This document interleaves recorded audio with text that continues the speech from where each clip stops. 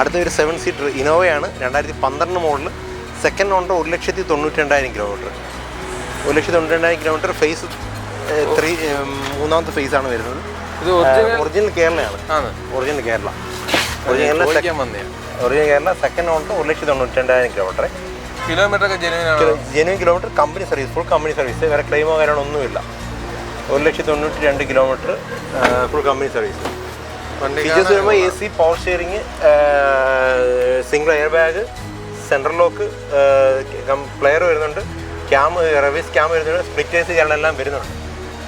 പിന്നെ അഡീഷണൽ ആയിട്ട് അലോയ്സും കാര്യങ്ങളും ചെയ്തിട്ടുണ്ട്. ടയറും അത്യാവശ്യം ഉണ്ട്, അവസ്ഥയില്ല. പിന്നെ ഒറിജിനൽ കേരളയാണ്. എത്ര ചോദ്യം? ഇതിൻ്റെ പ്രൈസ് വന്നിട്ട് 7,20,000.